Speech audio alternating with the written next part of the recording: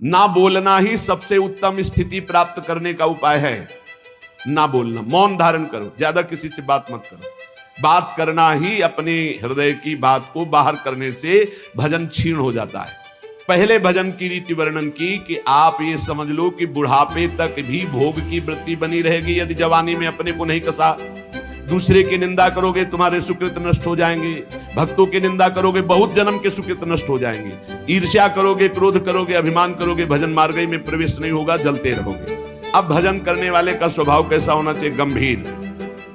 जितना प्रश्न हो उसमें भी सावधानी से, सारांश में अगर बोलना है तो बोल दो, नहीं कोई जरूरी नहीं आप साधक हो, मौन होकर निकल जाओ। आपसे कोई पूछ रहा है श्री हरिवंश कै बजे सत्संग होता है, आपकी रुचि है तो बोल सकते हो, आपकी रुचि नहीं तो आप नहीं बोलो, कोई अपराध नहीं, क्योंकि आप नाम जप कर रहे हो, आप मौन व्रत लिए हो, आप उपेक्षा वाले मार्ग हो, सबकी उपेक्षा करना, तो इसमें आपको कोई दोष नहीं लगेगा। आपको है तो आप वहां जाकर पूछ लीजिए। ज्यादा बोलोगे तो प्रपंच बढ़ेगा, आप जाइए उन लोगों से पूछ लीजिए, मुझे ज्ञान नहीं, चल दिया। या फिर बोले ही नहीं, मानो सुना ही नहीं, पागल जैसी चेष्टा करके निकल गए कि इसको सुनाई नहीं देता क्या, नहीं बोले। आपका भजन चल रहा है इसलिए कभी कोई अपराध नहीं बने। कोई बोला राधे श्याम, आप उत्तर नहीं दे रहे तो आपको कोई अपराध नहीं, क्योंकि हर समय वो तो एक बार बोला राधे श्याम, यहां तो हर वृत्ति राधे श्याम में ही है।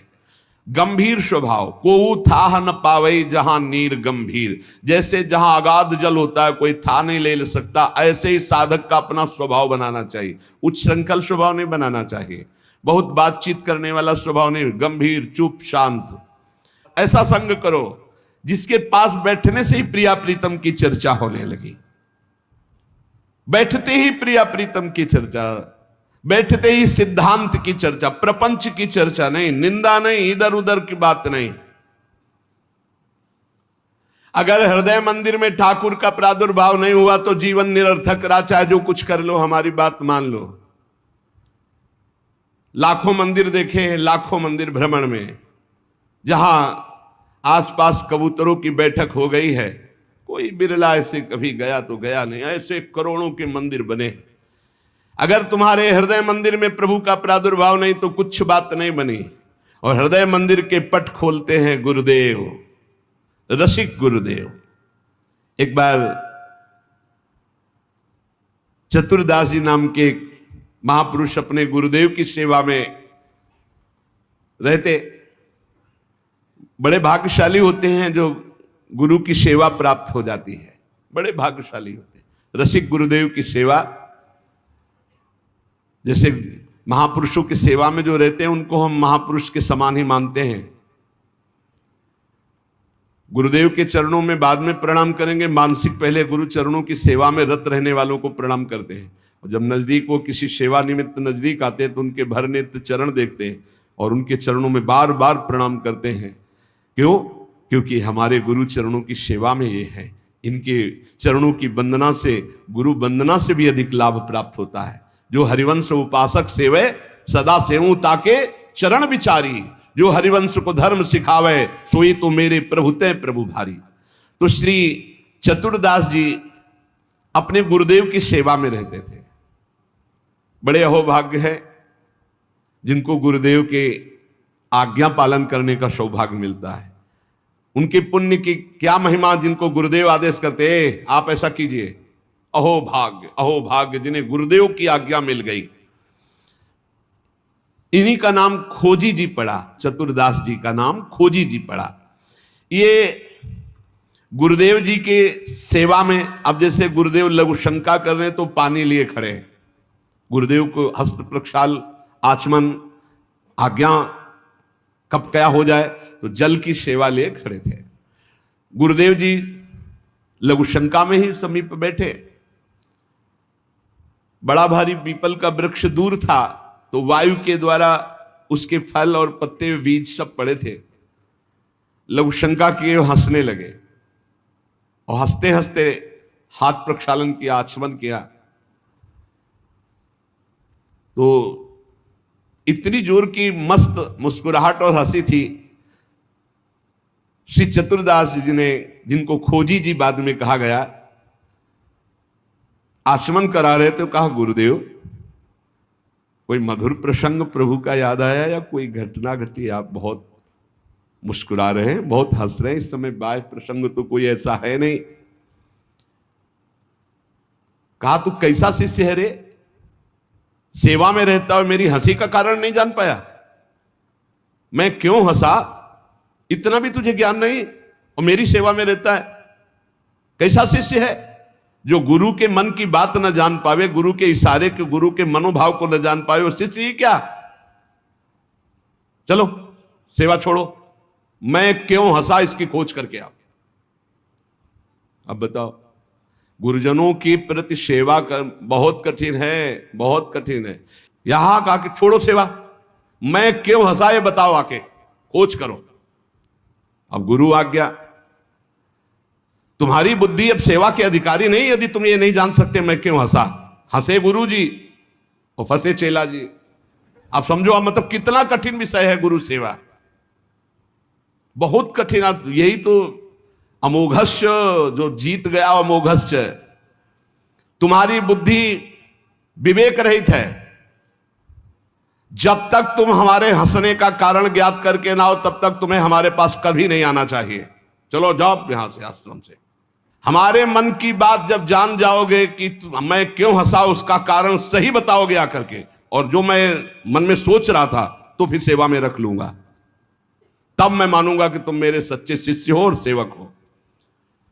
साष्टांग दंडवत किया, जो आज्ञा गुरुदेव। अब चल दिए, जहां संत महात्मा मिलते तो विनम्रता पूर्वक दंडवत करते हो, कहते हमारे गुरुजी लघुशंका करते समय हंस दिए, क्या कारण था। तो सब कहते गीता की बात पूछो, भागवत की बात पूछो, वेदों के, तुम्हारे गुरुजी है तो लघुशंका में हंस दिए, अब हम इसका क्या मतलब बताए, तो और उपहास होता। भला कोई इस प्रश्न का क्या उत्तर दे। कोई सुलझे हुए महात्मा थे, उन्होंने कहा रामायण गीता भागवत का प्रश्न हो तो अभी मैं उत्तर दे दूं, लेकिन आपके गुरुजी लघुशंका करते हुए क्यों हंसे, इसका हमको ज्ञान कैसे होगा, हम कैसे उत्तर दे आपको, ये तो गुरुजी से पूछो जाके। बोले नहीं, गुरुजी ने कहा जब तक इसका उत्तर न मिल जाए हमारे सामने मत आना, मुख मत दिखाना। अरे संत जन बहुत पहले, और हर उनकी आज्ञा में बहुत बड़ा रहस्य होता था। अब ये रोज जलते कि गुरु सेवा से वंचित हो गया, गुरु सेवा छूट गई। साधक को इस बात की बहुत पीड़ा होनी चाहिए, जिसको गुरु सेवा, तो ये होना चाहिए कि कौन सा अपराध बन गया, दुर्भाग्य आ गया कि गुरु सेवा छूट गई। वो रात दिन जलते इसी प्रकार, और संतों से जा जाकर पूछते पर कोई समाधान नहीं मिला। अब उन्होंने विचार किया गुरुजी के सामने जाना नहीं, सेवा है नहीं, तो अब शरीर को रख के क्या करें, शरीर को नष्ट कर देते हैं। शरीर का परित्याग कर देने की ठानी। ये देखो, ये है गुरु भक्त का लक्षण, कि अब शरीर रख के क्या करें, गुरुजी ने सेवा से निकाल दिया, उत्तर मिल नहीं पा रहा, तो शरीर किस काम का। अब वो एकांत में निर्जन वन में जाकर बैठ गए और नाम जप करने लगे, और सोचा बस भूख प्यास से पीड़ित होकर यही शरीर छोड़ दूंगा, कुछ खाना नहीं, कुछ पीना नहीं, रात दिन भगवान नाम जप करना, शरीर छोड़ दूंगा। गुरु की आज्ञा पे थे, जिज्ञासा प्रबल थी, सेवा छूट गई थी, पीड़ा बहुत थी। अभी कुछ ही दिन हुए थे, न अन्न न जल, रात दिन नाम जप और शरीर छोड़ने का संकल्प। महामहिम श्री कबीरदास जी प्रकट हुए, होगा ए भाई आंख खोलो। आंख खोला तो देखा कबीरदास जी, साष्टांग दंडवत किया। हाँ, क्या प्रश्न है तुम्हारा, क्यों इतना कष्ट सह रहे हो। इसका मतलब समझ रहे हो, जब कोई सच्ची भावना से भगवान का भजन करता है तो भगवान अपने दिव्य पार्षदों को भेज देते हैं समस्या का समाधान। सुनो, जब तुम्हारे गुरुजी लघुशंका कर रहे थे तो उनकी लघुशंका की धार में एक पीपल का बीज बह रहा था। बीज को बहते हुए लघुशंका में देखकर गुरुजी विचार करने लगे कि ओहो, देखो इस बीज में पीपल का पूरा वृक्ष छुपा हुआ है। लेकिन जब ये बीज पीपल में था तो कितना बंदनीय और कहां सुव्यवस्थित था, और जब ये पीपल से अलग हुआ तो लघुशंका में बह गया। इसका मतलब पीपल का वृक्ष साक्षात ब्रह्म है और उसका अंश जीव है। जीव जब अविद्या के कारण ब्रह्म से अलग हो जाता है तो मलमूत्र के द्वारों में बह जाता है आसक्ति होकर, और अगर वो ब्रह्म से जुड़ा रहे तो वो ब्रह्म में पूजनीय और ब्रह्ममय हो जाता है। ब्रह्मविद ब्रह्मयु भवति, कबीरदास जी ने। व्याख्या करके बताई कि जब वो ब्रह्म से जुड़ा रहता है तो ब्रह्ममय रहता है, जब ब्रह्म से अलग हो जाता है तो मलमूत्र के शरीर में आसक्त होकर मलमूत्र के द्वारों के भोगने में पूरा जीवन नष्ट कर देता है। जीवात्मा जब प्रभु से विमुख हो जाता है तो उसकी यही दुर्गति होती है। जैसे पीपल के वृक्ष से फल से वो बीज अलग हो गया तो लघु शंका के प्रवाह में बह गया, और नहीं तो इतना महान वृक्ष उसमें छिपा हुआ है कि अगर उसे सुव्यवस्थित किया जाए। जीवात्मा जब भगवान से विमुख हो जाता है तो वो भव प्रवाह में मलमूत्र के द्वारों में बहने लगता है। कैसे? गर्भाशय में गया तो मलमूत्र के द्वार जहां है वहीं गया, और मूत्र के द्वार से ही तो गया। जीवात्मा का सृजन कैसे हुआ? मूत्र द्वार से ही हुआ। और है कहां? गर्भाशय के आसपास मलाश्रय, मूत्राश्रय। जीव जबते हरिते बिलगान्यो तबते देह गेह निज जान्यो, माया बस स्वरूप बिसरायो ते भ्रमते दारुण दुख पायो। जैसे बीज में वृक्ष तथा वृक्ष में बीज मूल रूप से विद्यमान है, उसी प्रकार से परमात्मा समस्त जगत में और जगत में परमात्मा विराजमान है। परमात्मा में सारा जगत और जगत में परमात्मा विराजमान है। पर जब जीव भगवान से विमुख हो जाता है तो ऐसे ही मलमूत्र के द्वारों में भटकता रहता है। अरे मेरे गुरुजी के हंसने का इतना गूढ़ रहस्य! खोजी जी का संशय मिट गया और गुरुदेव के पास आए, साष्टांग दंडवत किया। उनका उत्तर कहा, गुरुदेव महामहिम श्री कबीरदास जी ने ऐसा ऐसा ऐसा बताया। गुरुदेव पुनः मुस्कुराए और कहा, एक प्रश्न ने तुम्हें सिद्ध बना दिया, क्योंकि सिद्ध महापुरुष का दर्शन सिद्ध ही बना देता है। अब आज से तुम हमारे समान सिद्ध हो गए हो। अब तुम आज से हमारे मन की सारी बातें जान लोगे। शिष्य के मन की बात जान लेना तो हर सिद्ध पुरुष का, लेकिन अपने गुरु के मन की बात जान लेना ये बहुत बड़ी बात होती है। कुछ समय बाद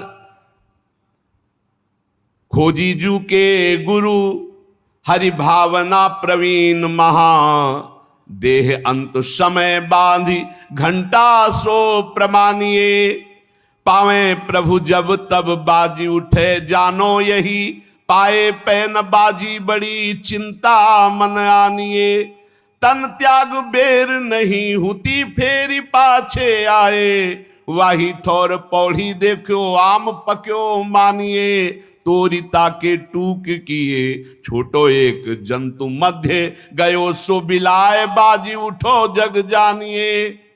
खोजीजू की बड़ी महिमा प्रकाशित हुई। गुरु भक्त थे। आज तक किसी को कहीं भी अगर विशेष कृपा प्राप्त हुई तो गुरुदेव के बल से।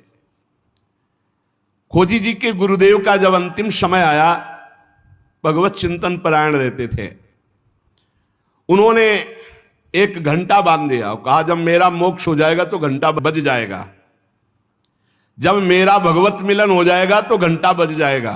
शिष्यों से कहा, घंटा स्वयं बजेगा जब मेरा शरीर छूटेगा, भगवत प्राप्ति होगी। परंतु आश्चर्य हुआ, गुरुजी का शरीर तो छूट गया पर घंटा नहीं बजा। सब जितने और शिष्य थे बहुत चिंता में हो गए कि क्या गुरुजी की गति नहीं हुई। गुरुजी कह रहे थे, जब मेरा गति हो जाएगी, भगवत प्राप्ति हो जाएगी, शरीर छूटते ही तो घंटा बज जाएगा, लेकिन घंटा तो बजा नहीं। और गुरुजी के वचन परम सत्य, इसका मतलब गुरुजी को भगवत प्राप्ति नहीं हुई। भ्रमण में गए थे, कुछ समय बाद खोजी जी आए तो बड़ी समाज में उदासीनता थी शिष्यों में सब, और खोजी जी से कहा, गुरुजी की सदगति नहीं हुई। क्यों? गुरुजी तो स्वयं ब्रह्मस्वरूप हैं। बोले, उन्होंने घंटा स्थापित किया था कि जब शरीर छूटेगा भगवत प्राप्ति होगी तो घंटा बज जाएगा। तो घंटा तो बजा नहीं, तो गुरुजी के वचन असत्य नहीं हो सकते, मतलब गुरुजी का मोक्ष नहीं हुआ।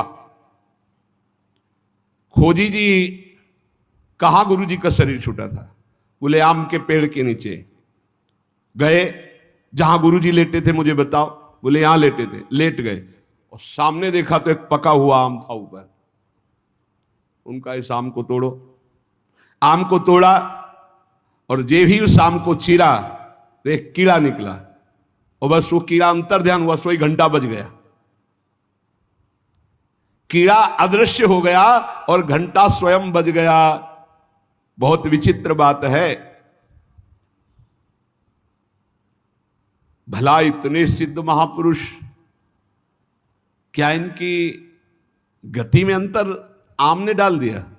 बोले हां। दो इसके भाव प्रकट किए। शिष्य की तो योग्यताई नीके मन आई अजू, गुरु की प्रबले पैने कुघटी क्यों भई, सुनो या की बात मन बातवत गति कही, सही ले दिखाई और कथा ति रसमयी। बोले इसके दो भेद हो गए। पहला, जिसके शिष्य इतने सिद्ध हैं उनकी गुरु की भला गति बिगड़ जाएगी, पर दिखाया। दो भाव इसमें प्रकट किए गए हैं। पहला दिखाया गया, चंचला ही मना कृष्णा प्रमाथि बलवद दृढ़म तस्याहम निग्रहम मन्ने वायुरिव सुदुष्करम। ये मन बड़ा चंचल है, प्रमथन स्वभाव वाला है, बड़ा बलवान है, इसको वश में करना मानो तूफान को रोकने के समान है। मन को बहुत संभालना कठिन है। कह रहे सुमेर पर्वत को कोई उखाड़ सकता है, 4 लाख योजन का है, पर मन को बस में नहीं कर सकता, इतना बलवान मन है। कोई बिजली को हाथ से पकड़ सकता है, पर मन को नहीं पकड़ा जा सकता। बहुत विचित्र चंचलता है इस मन की, इसको हल्के में ना ले। इतने सिद्ध महापुरुष, और जब उनका अंतिम समय तो पका हुआ आम देखा, पके हुए आम में मन चला गया। कहीं भी फल फल सकता है। इतने सिद्ध महापुरुष आम में तो घंटा नहीं बजा। ये पहला जन साधारण के लिए। और असाधारण बात थी कि आम में तो मन गया, पर वैष्णव का मन स्वयं भोक्ता होता नहीं। वो तो कोई भी अच्छी चीज देखे तो भगवान में, तो तत्काल भगवान का ध्यान किया कि अब असमर्थ हूं, शरीर छूटने वाला है। ये आम बहुत बगीचे का हमारे सुंदर था, हम सोचते आपको भोग लगा देते। इसी सोच में प्राण निकल गए। तो भगवान ने अंतिम इच्छा पूर्ति करने के लिए कीट रूप धारण करके आम पाने आ गए। तो भगवान से मिलन हुआ नहीं।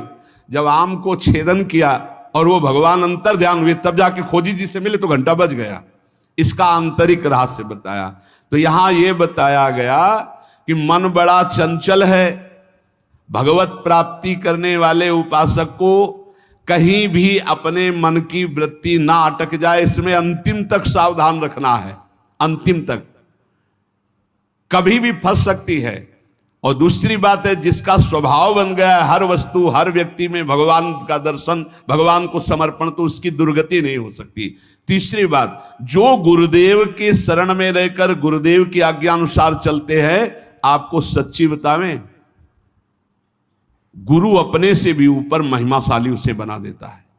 इस प्रसंग से समझिए कि अगर खोजी जी को गुरुदेव ने आज्ञा दी तो सिद्धों के परम सिद्ध बना दिया अपने शिष्य को।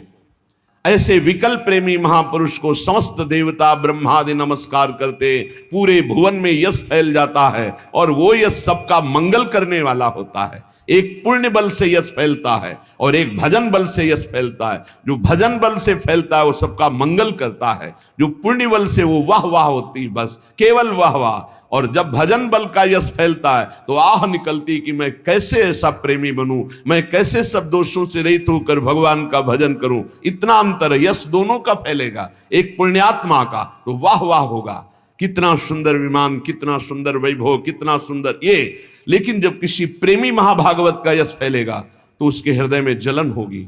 मैं कैसे इन सब दोषों को दूर करके कैसे मैं भजन करूं, कैसे भगवत प्राप्ति करूं, तो आह निकलेगी। प्रेमी का यश आह निकलवाएगा और पुण्यात्मा का यश वाह निकल। क्या बात है, वाह। ऐसा बिल्कुल अपने हृदय को कोरा बनाना है और उसमें जो गुरुदेव रंग रंग रहे बस उतना ही रंगना है। बहुत बढ़िया रंग जाओगे प्यारी जू प्यारे जू की उसमें। नहीं तो फिर होली तो प्यारी जू से ही केवल खेलनी और रंग ना पड़ने पावे। जो हमारा चित्त अपनापन से श्री जी के चरणों में, तो बोले जुगल प्रेम रस मगन जे तेई अपने जान, सब विधि अंतर खोल के तिनहि सो रुचि मान। जो प्रिया प्रीतम के प्रेम में भाव से डूबे हुए महापुरुष हैं, उनसे कभी हानि नहीं होने वाली, नहीं भाव में बड़ी हानि।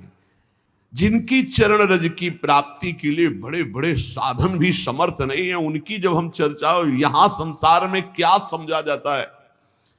श्री प्यारी जू और प्यारे जू की महिमा से बिल्कुल अनभिज्ञ जन है, तो पहले इनको जो सिद्धांत है प्रथम सुने। भागवत भक्त मुख भगवत वाणी, गीता भागवत योग वासिष्ठ, इनके सिद्धांतों से परिपक्व करके साधना की भूमि में लाके फिर धीरे धीरे थोड़ा थोड़ा प्रेम का छींटा।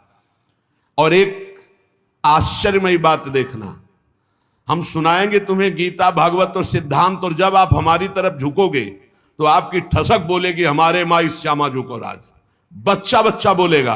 और हमें अपनी उपासना किसी को बैठ के समझानी नहीं है, तुम्हारे हृदय में ट्रांसफर हो जाएगी। वही हर एक कौन से साधक में या उपासना में मिलावट है, आप बताओ।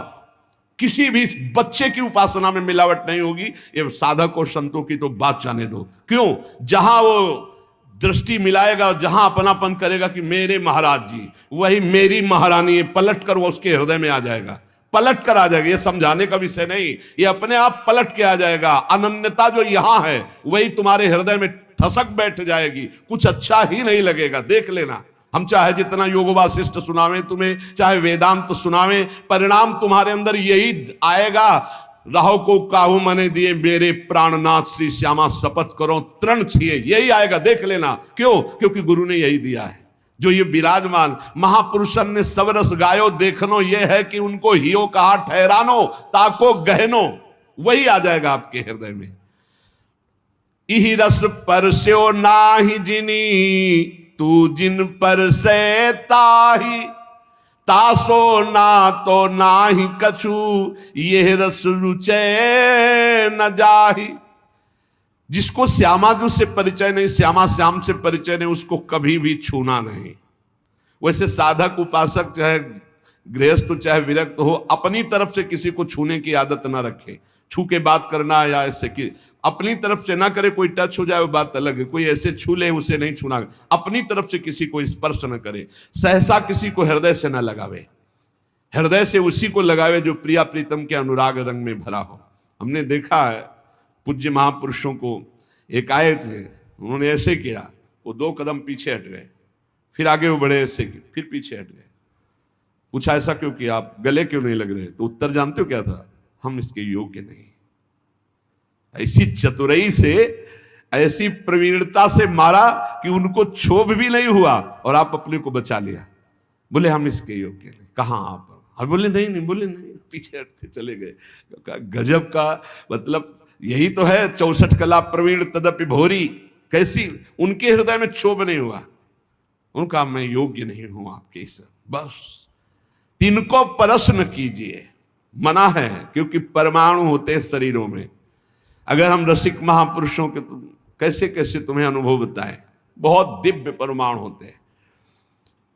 संग सोई जाके मिले, भूले गृह व्यवहार, तिहि छिन आवे हिये में, अद्भुत जुगल बिहार। बड़े परमहंस प्रिया प्रीतम के अनुराग में डूबे हुए जो रसिक जन है, बोले इनके संग का प्रभाव घर परिवार जितना भी संसारिक राग है, इस राग को मिटा करके प्रिया प्रीतम के अनुराग में स्थित कर दे, उसे ही सत्संग कहते हैं, उसे ही रसिकों का संग कहते हैं। ये बहुत दुर्लभ है रसिकों का संग। भगवत रसिक, रसिक की बातें रसिक बिना को समझ सके ना। और आप जहां बैठे हो, ये रसिक शेखरों की भूमि है। वृंदावन ये रसिक शेखरों की भूमि है। जिनके देखे पुलक तन, रोमांचित हुए जाहि, सुनत मधुर तिनके बचन, नैन भरे जल आहि। धन्य है जो ऐसे रसिक मिल जाए, जिनके दर्शन मात्र से हृदय शीतल होने लगे, जिनके दर्शन मात्र से प्रपंच की अग्नि शांत होने लगे, हृदय शीतल होने लगे, और जिनके वचन सुनने पर आंसू आ जाए। बोले ऐसे रसिकों का संग। बड़ी कृपा होती है लाडली लाल की, तब रसिक संग मिलता है। भूमि में, आकाश में, अर्थात समस्त लोकों में ऐसे महापुरुष का बंधन होता है। ब्रह्मा आदि बड़े बड़े देवता ईश्वर कोटि के जब ऐसे प्रेमी को देखते हैं तो नमन करते हैं कि धन्य है इसका जीवन। भवेदिया कुत्रापि पृथ्वीतिशा एकाचित यशा, आकाश में, पृथ्वी में सर्वत्र उसका यश फैल जाता है। ये परम पावन यश सबको निष्पाप करके भगवत भक्ति प्रदान करने की सामर्थ्य रखता है। मम भक्ति युक्तो भुवनम पुनातु, लोक के लोक पावन कर देता है।